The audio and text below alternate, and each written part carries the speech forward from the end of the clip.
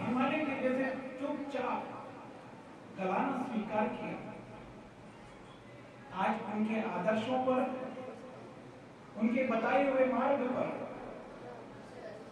जब सारा समाज एक जगह एकत्र होकर के किसी दिवस को उत्सव के रूप में मनाता है, तो वास्तव में तो वह दिवस उत्साह के रूप में मनाया हुआ संपूर्ण समाज का एकत्रीकरण, संपूर्ण समाज का मिल भाव करके एक साथ मिलाना, वह श्रेष्ठ उत्सव कहलाता है।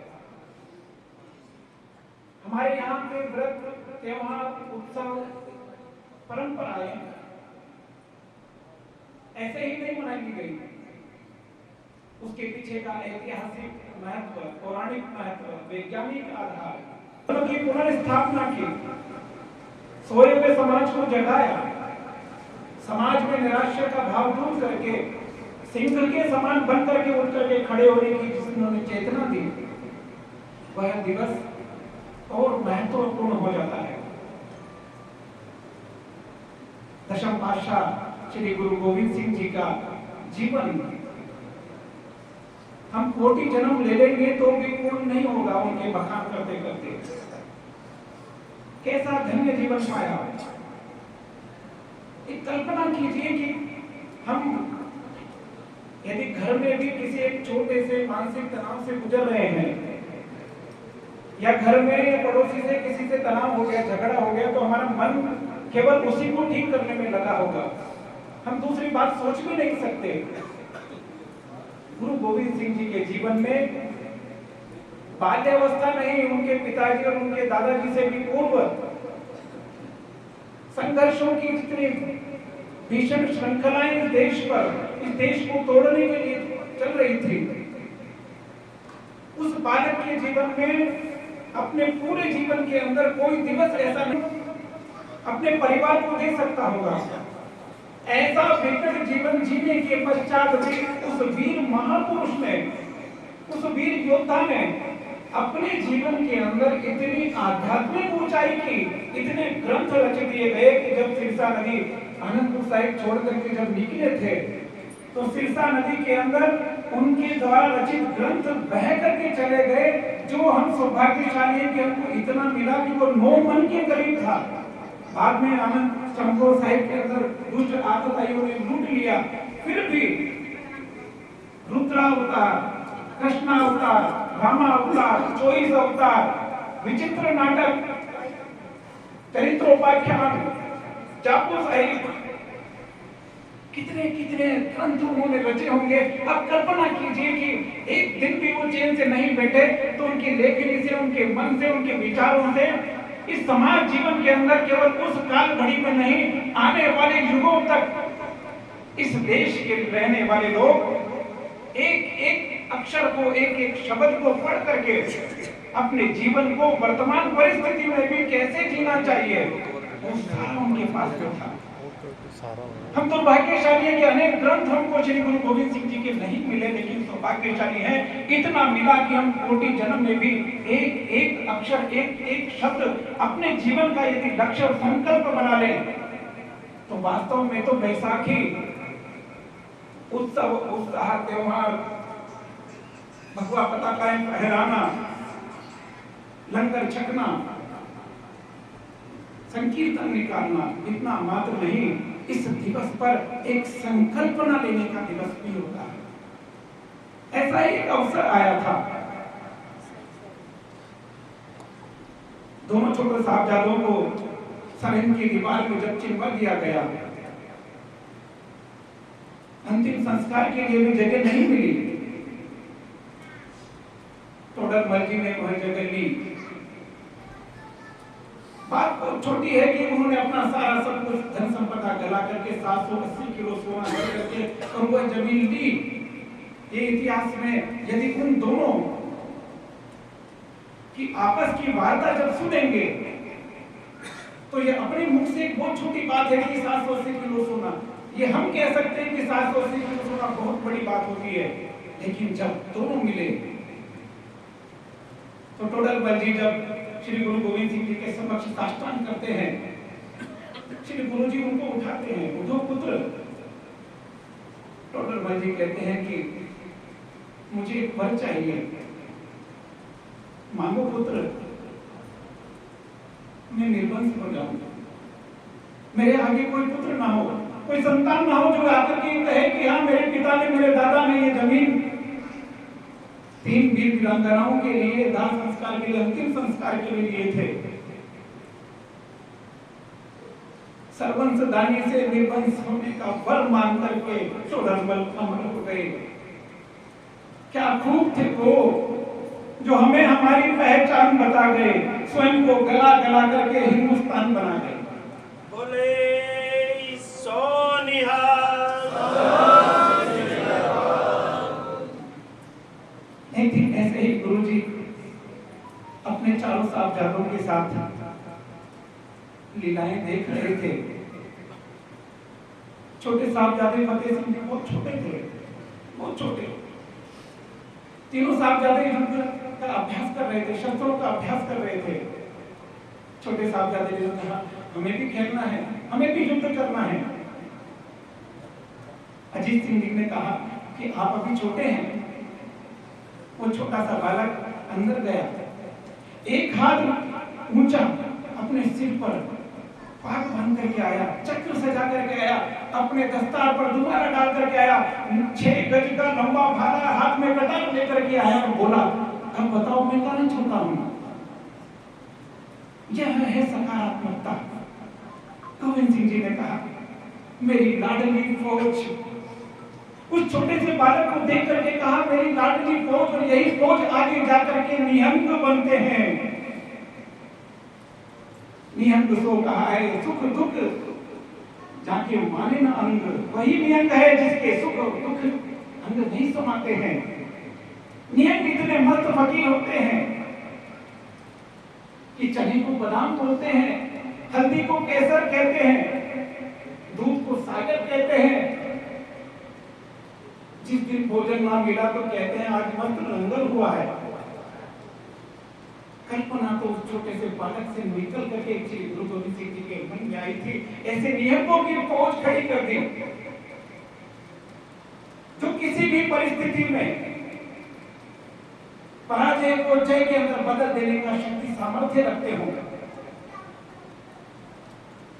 5 शिष्यों को भेजा, काशी के अंदर जाओ, वेदांत की और शिक्षा ग्रहण करके आओ। निर्मले धार गंगे तू बहती रहे। जब वापस आते हैं तो गंगा के समान निर्मल हो गए।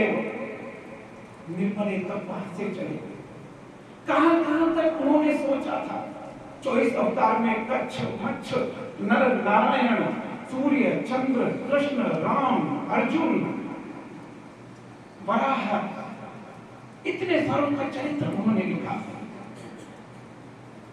कभी कभी तो इतिहास पढ़ करके जब पढ़ते हैं तब जानते हैं तो ऐसा लगता है कैसा शौर्य और सामर्थ्य लेकर के आए। पूरे विश्व के इतिहास के अंदर पहले श्री गुरु गोविंद सिंह जी हुए हैं जिन्होंने स्वयं अपनी आत्मकथा लिखी, विचित्र नाटक किया। उससे पहले किसी ने भी नहीं लिखी। राम की कथा लिखने के लिए भी वाल्मीकि आए, महाभारत लिखने के लिए भी वेदव्यास आए, स्वयं की कथा लिखने के लिए कोई नहीं आए। बोले सो निहाल।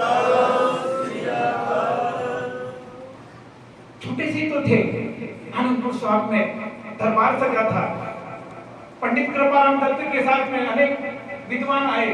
हम रोबल अब रहो नाई, काई एक गुरु तेग बहादुर लाई, गज के बंधन काटन हारे, तुम गुरु नानक के अवतारे, जिम द्रौपदी राखी लाज, तुम्हें समारोह सुदा में काट, नाम रहे सदैव तब, पुरोजन की आस। हे गुरु तेग बहादुर जी, अब हमारा बल रहा नहीं है। जिन्होंने सामर्थ्य था, जिन्होंने हमारी रक्षा करनी थी, वह सब शाही दरबार में मनसबदार बन गए हैं, सलामी ठोकने लगे हैं, अपनी बहन बेटियों को शाही दरबार में दे दिया है। हमारी रक्षा करने वाला कोई नहीं है। महिलाओं के बच्चे छीन करके मेजों के ऊपर उछाल करके उनकी माला पिरो करके उनके गले में डाल देते हैं। हम क्या करें गुरु जी? गोविंद राय उठ करके खड़े होते हैं। गुरु तेग बहादुर जी कहते हैं, जो निज अपनो शीस चढ़ाए, निगरत धर्म भारत ठहरावे। इस धरती का भार रोकने के लिए, सहन करने के लिए, जो अपने कंधों का भार, अपने शीश को हल्का कर देगा, वही इस परिस्थिति को पार कर सकता है। 9 वर्ष का बालक कहता है, तुम थे और अधिक को आई, देख देख जाके ग्रह माई। आपसे अधिक मूल्यवान, बड़ा विशाल व्यक्तित्व पूरे हिंदुस्तान में नहीं है। पिता गुरुदेव दीवान दयालदास रोकते हैं, पर गुरु जी कहते हैं कि नहीं, बालक के मुख से अकाल पुरख बोल रहा है, मां सरस्वती बोल रही है। कह दो उनको जो मोहम्मदी कर ले वो हम सादर, गुरु नानक की गद्दी पर अब है तेग बहादुर, आर्यो धर्म रखे प्रगटे हो, अब तुम डरो न राई, धर्म कल्प तरु शब्द रखें, हम अपनो रक्त सिंचाई। अपना रक्त सींचने के लिए ही हमने जन्म लिया है, इस आर्य धर्म की रक्षा के लिए ही हमने जन्म लिया है। जाओ कह देना उसको।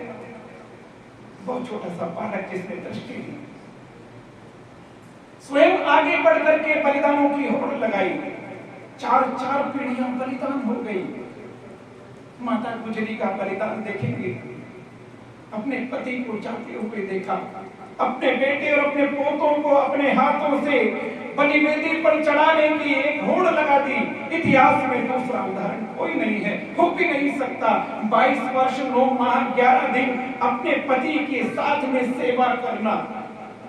किसी नवविवाहिता से पूछना कि वो 22 दिन भी अपने पति से दूर हो सकती है? 22 वर्ष 9 माह 11 दिन बकाला के अंदर गुरु तेग बहादुर जी के साथ साथ तपस्या की माने। कैसा जीवन था, एक एक अक्षर, एक एक शब्द ऐसे रोमांचित करते हैं। आज भी वही परिस्थितियां हैं, आज भी वही दृश्य है। सजाए थे संगत, बुलाए थे देश के कोने कोने से, आनंदपुर साहिब के केशगढ़ के अंदर 80,000 की संख्या वहां पर पहुंच गई। तख्त सजा था, पीछे शामियाना तना हुआ था, नंगी तलवार हाथ में लेकर के आते हैं गुरु गोविंद सिंह जी। आह्वान करते हैं कि बाबर से लेकर के औरंगजेब के समय तक एक लंबी श्रृंखला रही है जिसने इस भारत का हृदय छीन दिया है, यहाँ की मान्यताओं को नेस्तनाबूद कर दिया है, नष्ट कर दिया है, यहाँ के देवतुल्य मंदिरों को भ्रष्ट कर दिया है। क्या कोई है, कोई है जो आज अवसर है उस ऋण को चुकाने का, आज अवसर है अपने शीश के बलिदान देने का। आह्वान करते हैं, चारों तरफ सन्नाटा छा जाता है। एक नई स्थापना के समय एक अंधकार अवश्य होता है। लाहौर के दयानंद जी आते हैं, शामियाने में ले जाते हैं, हम सब उस कथा को जानते हैं। धर्मचंद जी आते हैं, मोहकम चंद जी आते हैं, साहिब सिंह जी आते हैं, हिम्मत चंद जी, हिम्मत राय जी आते हैं। पूर्व से जगन्नाथपुरी, पश्चिम से द्वारकापुरी, उत्तर से लाहौर, दक्षिण से बीदर कर्नाटक, भारत के हृदय स्थल से हस्तिनापुर से पूरा भारत एकाकार था। एक एक करके पांचों को आह्वान करके जब अंदर ले गए, तो जब पांचों जब बाहर आए, सिर पर पीढ़ा बांध करके सजे सजाए जब बाहर तंबू से बाहर निकल करके आए, तो सारा समूह जयकार उठा। गुरुदेव के इस कौतूहल को देख करके सब आश्चर्यचकित थे, लेकिन एक संकल्पना जगाने का इतना बड़ा काम श्री गुरु गोविंद सिंह जी ने किया। हर जुजू खालसा होए तो हंस हंस अपना शीश खोए। यदि आरजू है खालसा बनने की, खालस यानी शुद्ध, यदि शुद्ध बनने की आरजू है तो हंस हंस करके अपना शीश खोने के लिए तैयार हो जाइए। चार वर्ण को एक कराऊं, सत्यनाम को जाप कराऊं, जातियों को तोड़ूं, ऐसी नकारात्मकता भाषा नहीं बोली उन्होंने। उन्होंने कहा कि मैं सबको जोड़ूंगा, सबको मिलकर के एक नए भारत का निर्माण करूंगा, नए हिंदुस्तान का निर्माण करूंगा। बाटा सजा अपने खंडे से उस जल को सींचते रहे। पर मातृशक्ति के बिना कोई अनुष्ठान पूरा नहीं होता, ऐसी हमारी संस्कृति कहती है। माता साहिब को अनुमति लेकर के पताशे उसके अंदर डालती है। उस अमृत को पांचों को एक एक प्याले से छकाते हैं। यहां तक तो बहुत अच्छा लगता है, लेकिन जिससे हम रोमांचित होते हैं, जिससे हम अद्भुत उस घटना के बारे में जब जानते हैं, तो अपने आप पर गौरव होता है कि मैं इस पुण्य भूमि पर जन्म लिया हूँ। अपना सौभाग्य मानता हूँ, ऐसे गुरुओं के चरण जिस धरती पर पड़े हो, उस धरती पर हमने जन्म लिया है। श्रेष्ठ माता पिता के घर में जन्म लिया है, हमारा सौभाग्य है। पुण्य भूमि भारत हमारा सौभाग्य है। सारा समूचा देश विघटन के कगार में था। यही तो उनको ध्यान में आया, इस चारों वर्गों को एक करके मैं इस राष्ट्र को वापस शक्तिशाली बनाऊंगा। पांचों को बिठा करके उनके सामने स्वयं गुरु गोविंद सिंह जी वीर आसन में बैठ करके कहते हैं कि मुझे भी अमृत छकाओ, आप तो खालसा हो गए। वाह वाह गोविंद सिंह, आप भी गुरु चेला, ऐसा कैसे हो सकता है गुरुदेव? पाहुन का सौभाग्य तो हमारा है, दीक्षा लेने का सौभाग्य तो हमारा है गुरु जी। हम आपको कैसे दीक्षा दे सकते हैं कि नहीं, आप खालसा हो गए, आप खालसा हो गए, अब दीक्षा मुझे दीजिए, मुझे भी खालसा बनाइए। कैसी विराट सोच थी। गौवन को मैं सिंह बनाऊं, दीनन को मैं भूप बनाऊं, रंकन को मैं राज दिलाऊं, चिड़िया से मैं बाज उड़ाऊं, एक एक से मैं सवा लाख से एक बिढ़ाऊं, तबे गुरु गोविंद सिंह नाम कहा। बोले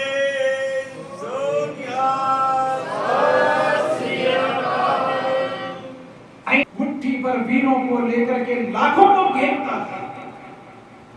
मोक्ष प्राप्त करने के लिए इस धरती पर आया हूं ऐसा कभी नहीं सोचा, मैं अवतार हूं ऐसा कभी नहीं सोचा। गुरु नानक देव जी के वचन उच्चारते हैं, कहते हैं काया कपड़ टूक टूक होसी, हिंदुस्तान समालसी बोला, अपनी अठे करे जासी सतावनी हूर थी, उठसी मर्द का चेला। ऐसी सभा को कहा कि गुरु नानक देव जी ने कहा है कि ये काया कपड़े के समान टूक टूक होकर के भी गिर जाएगी तो भी हिंदुस्तान को संभालने वाले सुनो। ये अपनी मानसिकता, ये जिहादी मानसिकता के लोग यहाँ से जाना ही होगा। और कब जाएंगे? जब ये मर्दों के टोले उठ करके खड़े होंगे। तो मर्दों के टोले उठ करके खालसा पंथ के रूप में उठ करके खड़े हुए, एक ही सत्य है, बोले सो निहाल सत श्री अकाल। यही सत्य है और इसी सत्य का अनुसरण करना है। इसी सत्य का अनुसरण करने के लिए स्वयं अपने जीवन का उदाहरण दिया। अपने ही लोगों ने उनके साथ में छलावा किया होगा। कोई गंगू बनकर के आया होगा, कोई सुच्चानंद बन के आया होगा, कोई पहाड़ी राजा बनकर के आए होंगे, तो भी जाकर के साधना लगा करके बैठ गए नांदेड़ में। कोई शिकायत नहीं की अपने समाज से, किसी को कहा नहीं कि मैंने अपने 4 पुत्र बलिदान कर दिए, मैंने अपने पिता को बलिदान कर दिया, मैंने अपनी माता गुजरी देवी को होम कर दिया। किसी से कहा नहीं। सामने बैठा था साधु माधोदास, वो अपनी ही धुनी रमाए हुए था। जब उसको पता लगा कि ये ऐसा व्यक्ति है कि जिसने अपने 4 पुत्रों को बलिदान कर दिया, उनकी बात नहीं कर रहा, बात केवल कर रहा है तो अपने समाज की चिंता कर रहा है। अपने समाज के अंदर यह जो डर और भय का वातावरण बना है, ये जुल्मों की जो आंधी आई है, केवल उसकी बात कर रहा है। मैं धन्य हो गया, मैं कौन हूं? तुम मेरे बंदे हो। माधोदास बंदा बैरागी बन गया। निकलता है तो सरयू से लेकर के, सतलुज से लेकर के लाहौर तक परचम फहराता है। साहबजादों के बलिदान शहादत की बदला लेता है। निकलते हैं 5 पंच प्यारे पूरे देश के अंदर, जहां से सारे मार्ग आनंदपुर साहब की ओर बढ़ते थे। सारे देश के अंदर सामाजिक समरसता का भाव जागृत होना चाहिए, ऐसा भाव जागृत किया। बैसाखी का पर्व बना, खालसा पंथ की सजना और उसकी विषय पर, उसके मार्ग पर चलना श्री गुरु गोविंद सिंह जी ने अपने जीवन में दिखाया। बात 1919 की है। ऐसे ही एक संगत सजी थी जल्ली के मैदान में। 20,000 से भी ऊपर लोग थे, रोलेट एक्ट का विरोध कर रहे थे। जनरल डायर आया, 1650 राउंड गोलियां चलाई, 1600 से भी ऊपर लोग मारे गए। माई रत्नो अपने पति को ढूंढने के लिए गई थी, लेकिन वहां देखा कि अनेक घायल लोग प्यास से तड़प रहे हैं। अपने पति को ढूंढना बंद करके पहले पानी लेकर के आई, घायलों को पानी पिलाती रही। सारा दृश्य उसके नजर में था। जब न्यायाधीश के सामने उस माई रत्नों को ले जाया गया और उससे पहले अंग्रेजों ने षड्यंत्र किया। माई रत्नों के पास में 50,000 रुपए की 1920 की बात है, आज से 103 वर्ष पूर्व 50,000 रुपए की पोटली माई रत्नों के पांव में रख दी। माई रत्नों ने कहा, बोले सो निहाल सत श्री अकाल, और उस 50,000 की पोटली को ठोकर मार करके चल दी। मुझसे ही षड्यंत्र करवाना चाहते हो? अरे मैं उस गुरु परंपरा से आती हूँ जहां पर अपने बच्चों को, अपने पति को, अपने भाइयों को, अपने बेटों को धर्म की बलि वेदी पर बलिदान होने के लिए हमारे गुरुओं ने आदर्श स्वयं रखा है। माई रत्नों 50,000 की पोटली को ठोकर मार करके अमर हो गई। अत्रो देवी ने भी ऐसा ही किया। वह बैसाखी का ही दिन था कि पेड़ पर चढ़ा वह बालक जिसका बचपन में नाम शेर सिंह था, उसके भाई का नाम मुक्ता सिंह था। थोड़ा शैतानी ज्यादा करते थे तो उनको उधम सिंह नाम रख दिया, उधम ज्यादा करते थे। 2 वर्ष की उम्र में मां छोड़ करके चली गई, ज्योति लोक में समा गई। 7 वर्ष की उम्र में पिताजी चले गए, दोनों बालक अनाथ हो गए, अनाथालय में पले। लेकिन धर्म कर्म सिख परंपराओं का पालन करना उनके जीवन का प्रतिदिन प्रतिक्षण चलता रहा। वह युवा 19 वर्ष का पेड़ पर चढ़ा सारा मंजर देख रहा था। जलियांवाला बाग लहूलुहान हो चुका था, कुआं सारा माता बहनों से भर चुका था। 42 दिन का एक बालक जिसने अपने आहुति दी जलियांवाला बाग में, 42 दिन का बालक को भी नहीं छोड़ा, गोलियों से छल्ली कर दिया अंग्रेजों ने। बोले सो निहाल। जलियांवाला बाग मायने दायर जुलम कर्यो हो भारी, भरी सभा में गोलियां दागी, मर्या घड़ा ही नर नारी। उत्तम सिंह जब जाए विलायत, गोली दुष्ट न मारी लगे। उस जनरल डायर को, जनरल डायर जिसने गोलियां चलाई थी, वो तो 7 साल बाद पागल हो गया, विचलित हो गया और मानसिक आघात सहन करता हुआ मर गया। लेकिन 1940 में जिस कमिश्नर ने यह आदेश दिया था गोलियां चलाने का, जनरल ओ डायर, उसको विलायत में जाकर के गोली मारी। जब जज ने पूछा ये कार्य करते हुए तुम्हें शर्म नहीं आई, तुम्हें डर नहीं लगा, तुम्हें भय नहीं लगा? उसने कहा कि 21 साल तक मैं जिया और मरा हूं, 21 साल का मेरा प्रतीक्षा और परीक्षा की घड़ी थी, 21 साल तक मैंने प्रतीक्षा की है। इस भूमि पर जो नरसंहार तुमने किया है उसका बदला लेने के लिए आज मेरी साध पूरी हुई है। बोले सो निहाल, सत श्री अकाल कहता कहता फांसी के फंदे पर चढ़ गया उधम सिंह। जिस दिन ये कांड हुआ वह भी बैसाखी का ही दिन था। बैसाखी सामान्य नहीं है। धरती अपनी फसलों को दे करके सोने के समान किसान के हाथ में पहुंचाती है। किसान खुशी खुशी से अपना एक बोरा कबूतरों के लिए, मोरों के लिए डालता है, एक बोरा पशु पक्षियों के लिए डालता है, एक बोरा गौशालाओं के अंदर भिजाता है। थोड़ा बहुत बचता है, उससे मेरा परिवार चल जाए, उससे मेरे आने वाले मेहमानों का काम चल जाए, इतना ही बचा करके रखता था। और यह बचा करके रखने का संकल्प, यह बांटने का संकल्प, यह देने का संकल्प, यह आपस में मिल करके समाज को बांटने का, साथ संगत करने का और साथ पंगत करने का वचन जो देता है, संकल्पना जो लेता है, शपथ जो लेता है, वह बैसाखी का ही दिन है। उसी दिन वह शपथ देता है। आनंद नहीं मनाता, आनंद तो मनाते हैं, हम सब मनाते हैं, मनाना भी चाहिए, लेकिन साथ ही साथ में संकल्प भी लेना चाहिए।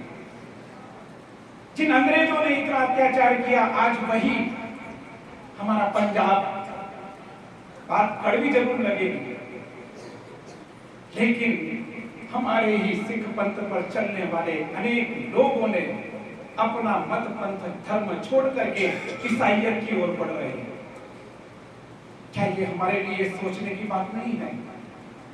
बहुत बड़ी बात है।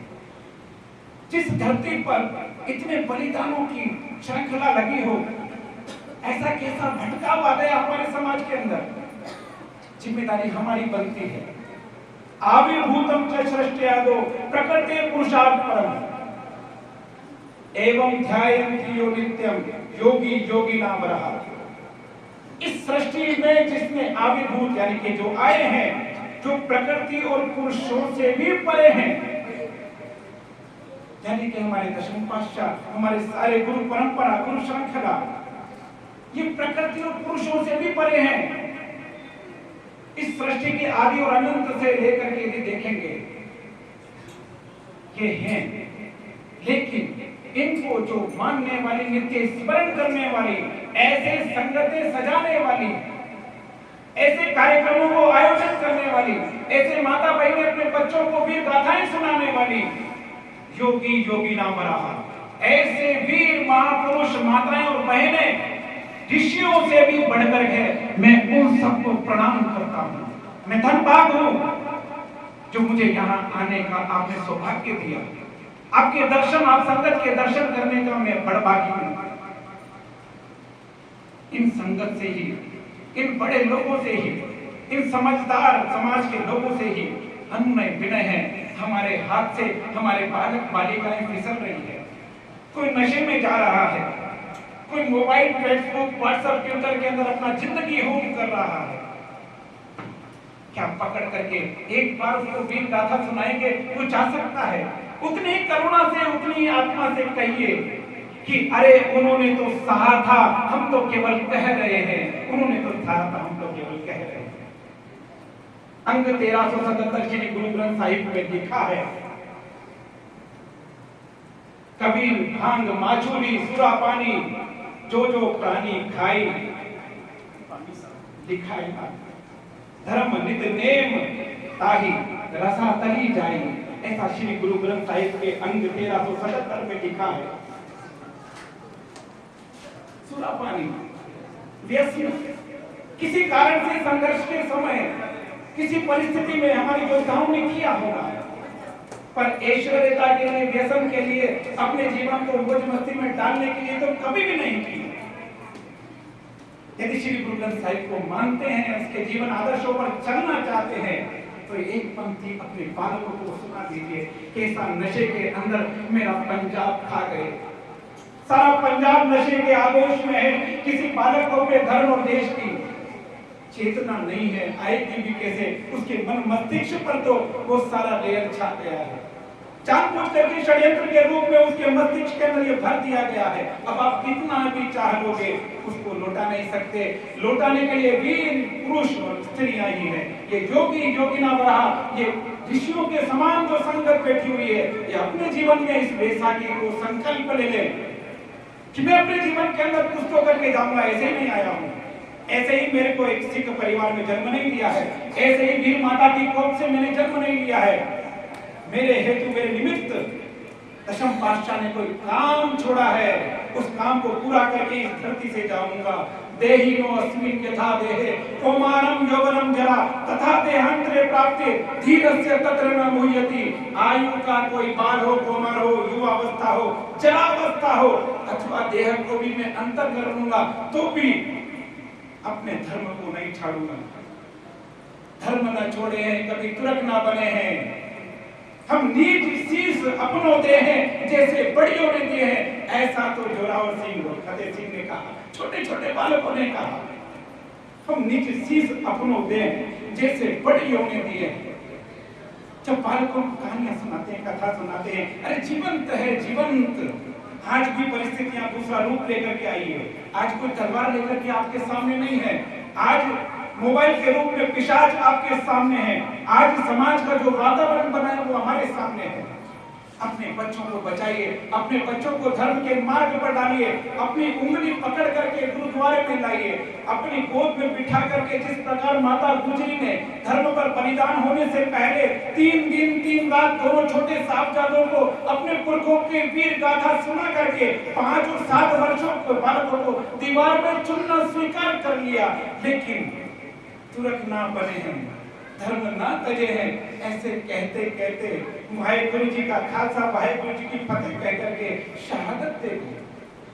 हमारे लिए, हमारी पहचान बताने के लिए दे गए। बार बार में झंझोर करके कहते हैं कि उठो जागो, ये भारत हमारा है, ये राष्ट्र हमारा है। इसे अपने ही प्राणों से हमारे गुरु पुरखों ने सींचा है, अपने रक्त सिंचाई, अपने रक्त से सींचा है। ऐसे जाया नहीं जाने देंगे। याची देही याची डोरा, इसी देह से, इसी आंखों से इस भारत माता को, इस गुरु पुण्य भूमि को, इस खालसा भूमि को, सारा हिंदुस्तान खालसा है, खालिस्तान है, सारा खालिस्तान हिंदुस्तान है। जहां जहां गुरु के चरण पड़े वो सारा खालिस्तान है। जो खालिस, जो शुद्ध, जहां पर मेरे गुरु के चरण पड़े, चाहे गुरु नानक देव जी की उदासियां हो, चाहे गुरु तेग बहादुर जी का भ्रमण हो, गुरु गोविंद सिंह जी के अनेक शिष्य जहां जहां गए हो, वो सारा हिंदुस्तान खालिस्तान है। ऐसी बात को मन में लेकर के बैसाखी के इस पावन पर्व पर हम अपने जीवन के अंदर एक तो संकल्प जरूर लें। उस संकल्प को लेकर के पूर्ण करने के लिए रोज नित्य प्रति सनातनी संस्कृति को अक्षुण्ण रखते हुए गुरु नानक देव जी ने नया आवरण दिया, धर्म की पुनर्स्थापना की। रोते पीड़ते लोग उनके पास आए, बोलते थे हमारी शिखाएं काटी जा रही है, कोई बात नहीं, पूरे मुख पर केश धारण कर लो। हमारे जनेऊ काटे जा रहे हैं, कोई बात नहीं, जनेऊ को हटाओ, करवान काट लो। हमारे कड़ावे काटे जा रहे हैं, कोई बात नहीं, कड़ा धारण कर लो। हमारा शील भंग किया जा रहा है, हमें अपमानित किया जा रहा है, तो लंगोट नहीं, कच्छ धारण कर लो। मूल्य वही सनातनी संस्कृति के थे, अक्षुण्ण रखे, लेकिन शौर्य और वीरता से समाज को जागना चाहिए। ये कड़ा और कड़ावा क्या है? संकल्प दिलाता है। जो कड़ा हम पहनते हैं वो बार बार संकल्प दिलाता है कि मैं कौन हूँ। ये मैं कौन हूँ जब जानने का अवसर आता है तो सच्चे मार्ग पर हम बढ़ते हैं। वही बैसाखी का पर्व है।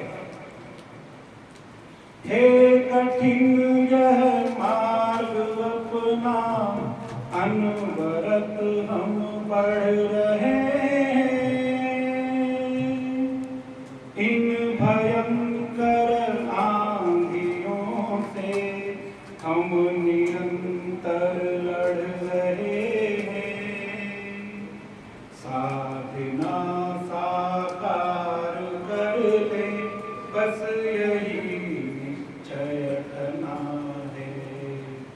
चिरविजय की कामना है, शक्ति संत और योद्धा के रूप में जीवन जीने वाले, इस जीवन समाज जीवन को अनेक नए स्वरूप देने वाले दशम पातशाह श्री गुरु गोविंद सिंह जी का बैसाखी के दिन खालसा की सृजना करके हम सब पर एक बड़ा उपकार किया है। इस हिंदुस्तान को जीवंत किया है।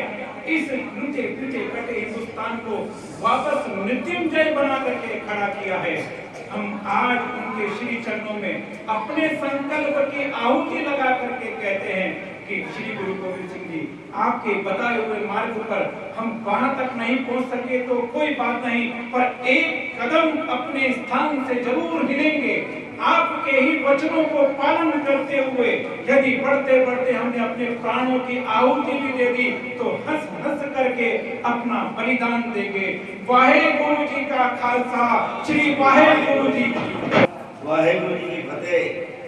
हमारे बीच प्रीतम सिंह जी विभाग कार्यवाह सीकर राष्ट्रीय संघ बता रहे हैं, तो आप खड़े होकर थोड़ा सा अपना परिचय दे दें। प्रीतम सिंह जी बता रहे हैं।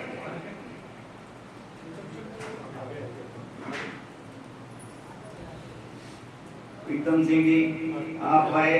पवन कुमार जी हरिद्वार सह जिला कार्य राष्ट्रीय संसद बता रहे हैं। गुरुद्वारा प्रबंध कमेटी आपको भी जीआई उनके लिए। विश्वजीत जी जिला प्रचारक श्री माधवपुर। वाहिगुरु जी का खालसा, वाहिगुरु जी की फतेह। गुरुद्वारा प्रबंध से आपका भी जीआई करेंगे। अभी हमारा समय हमने जो फिक्स किया तो उससे काफी आगे निकल गया है। एक छोटा शब्द अपने भाई रतन सिंह जी, उसके बाद में अरदास। वाहेगुरु जी का खालसा, वाहेगुरु जी की